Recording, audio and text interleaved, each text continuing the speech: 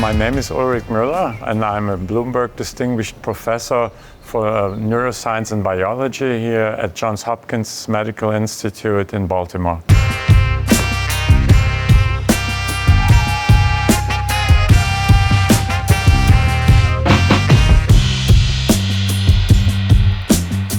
You know, I was always very much interested in sensory biology. I mean, our sensory systems allow us to perceive the world and to create an image of the world inside us. And I found that fascinating. And we knew quite a bit about how vision works or smell or taste, but very little how really we perceive sound. And so the field at the time was very much dominated by human geneticists and physiologists. There were very few molecular biologists in the field. And one of the strengths of molecular biology is that it can really provide mechanistic insights to understand how a biological process like hearing works. What interested me in auditory research really was, it was one of our senses which was least well understood.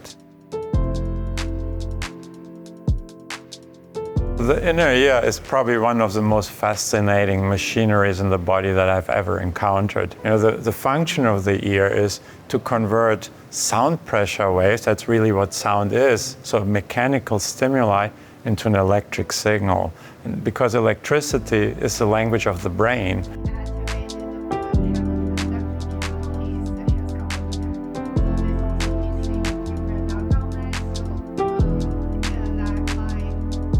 So there are these specialized sensory cells in our inner ear which carry out this conversion process. And this conversion process is called mechanotransduction. Each of these cells forms this protrusion which we call hairs or stereocilia. And that's a funny name for a sensory cell, but the name comes from the fact that there's these little protrusions which look like hairs. And they're connected by these little filaments which are called tipplings. And these hairs are actually stimulated by sound vibrations. And these vibrations in these cells create an electric signal. Each human ear contains only 15,000 of these hair cells. And they're very, very hard to access because they're encrusted in this temporal bone, which is the hardest bone in the body, that's hard as elephant tusk. So we had to overcome a lot of technical challenges to study these cells. My lab discovered the function of most of the mechanotransduction machinery components, 9 of them, in the inner ear. To achieve this, we used novel genetic, molecular, electrophysiological, and biophysical approaches. Some of these proteins are components of the mechanotransduction channel. One of them was discovered by Jeff Holt, who is a former recipient of this prize, and is called TMC1. Others are located at the tippling complex or at the upper tippling insertion.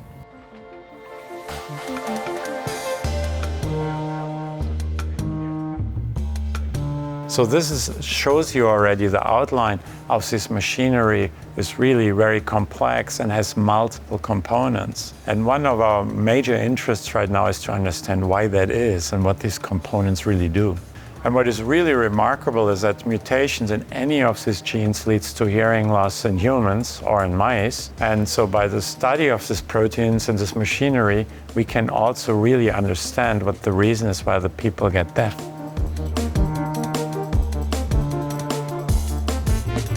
You know, what drove me really into studying biology was this really romantic view sort of about science to make some fundamental discoveries about nature, how nature works. And I think you also have a responsibility towards society then to take your findings into the real world, shall we say, which is meaningful for the patients. And you know, that's what we have done with our research actually. I co-founded with several colleagues a company where we developed gene therapy approaches towards treating deafness for one disease which has this strange name, DFNB9. And our company, as well as several others, developed a gene therapy which actually was successful and can restore hearing, which the early clinical trials show. And it's probably one of the most gratifying things you can do when you can take your basic discoveries and bring it to the clinic.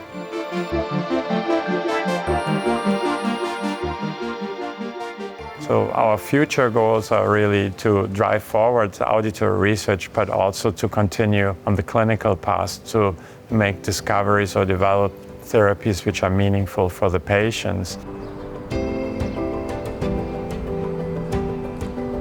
And you know, me and my whole laboratory, we are incredibly honored by this prize that we have gotten from the Fondation pour Audition, because of course it's an honor, it's a recognition, but it's also a motivation to go forward and to know that we have the feeling what we're doing is actually meaningful.